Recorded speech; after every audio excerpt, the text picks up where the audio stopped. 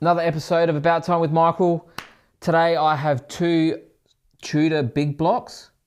Are they the poor man's Rolex? I don't think they are. I think these things are pretty special. They look like the original Daytonas of the era.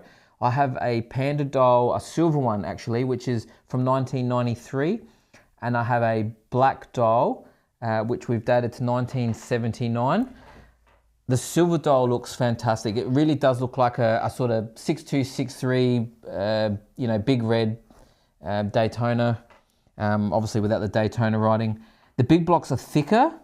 They are big compared to like a vintage Daytona, which does wear quite small.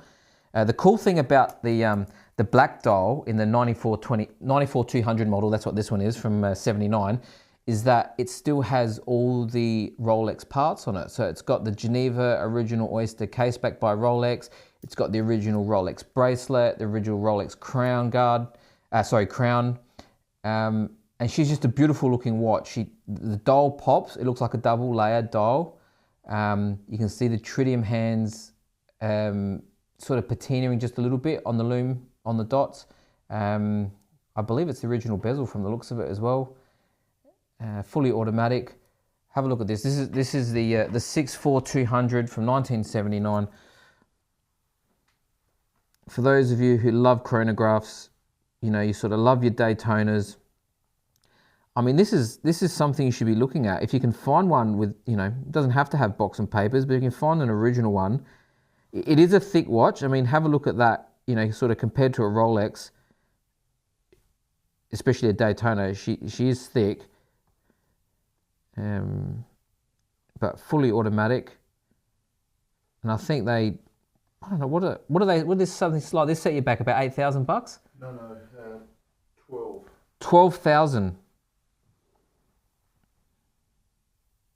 But this is a pristine example of a model from that era. The Tudor Oyster date written on the dial. You can see the loom plots there, sort of changing nicely. I love the little detail of the white pointed arrow on the second hand on the stopwatch up the top. They look gorgeous. Still has screwed down pushers, screwed down crowns, so still something you can wear in water. Not that you'd probably wear this being a vintage piece in water. But you can see that bezel there. It's gorgeous. So there's that one. And then we've got the younger sister, which is quite attractive as well. So it's a silver dial, black sub-dials, very similar. So I'm going to show you them separately first. So Tudor didn't really change them too much, although you do have the Rolex crown still, but Rolex have given you the Tudor buckle, and you still have a Rolex case back, which I think is just so cool. So these are the more affordable timepieces. Rolex used to make these Tudors when they had some spare parts. They put them together and they made Tudors out of them. So you're not compromising, I don't believe, too much. The only part I think that they say was cheaper, compared to the Rolex, obviously, was the movement. That's the reason why the price point was cheaper back then. But in regards to materials, they're using the same crown, they're using the same case back, bracelet of the time. The dials are absolutely phenomenal to look at. This one's still a tritium dial. It's a little bit whiter than the other one I showed you, but it's still thick, still a big block case. But next to each other, like Michael Jackson said, doesn't matter if you're black or white. Look at that. They are gorgeous, absolutely gorgeous. I'd wear one of these and walk around very proud any day of the week.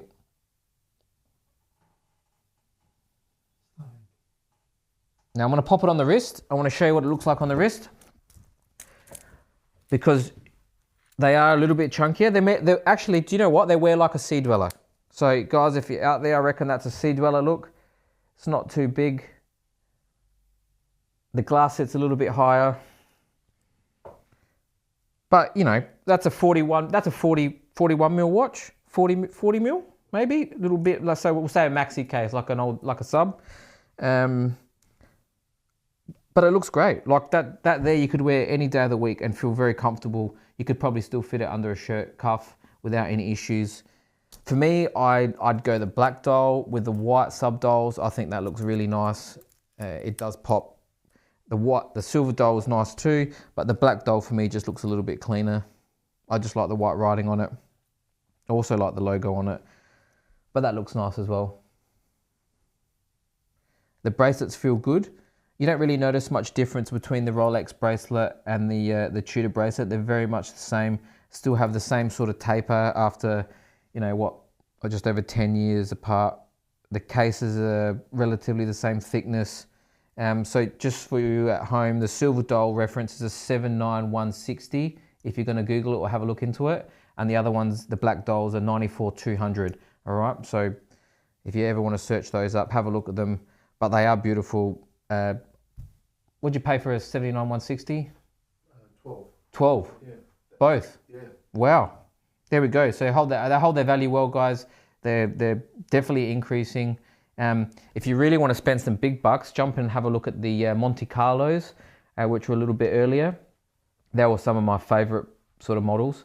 Good luck finding a really nice one. I know, I reckon Ron from Vintage Watch Company, not that I keep speaking him, but I reckon on his website he has one available. But they're gorgeous. Try and find it with all original parts, bracelet, things like that. Definitely original dial and hands. For the age, you need that. But yeah, Tudor, I mean, they've been knocking it out of the park for, 50 years. I think they're doing really well. And I'd happily wear that day in, day out next to any Rolex or any Patek. It has so much character. So I'll show you one more time before I let you guys go. Check these out in black and white. Have a look. They are gorgeous. Absolutely gorgeous. I'd wear one of these and walk around very proud any day of the week. Tudor Big Blocks. Thanks guys for watching. Don't forget to like and subscribe, please. We're building up our subscriber base. We'll see you next time.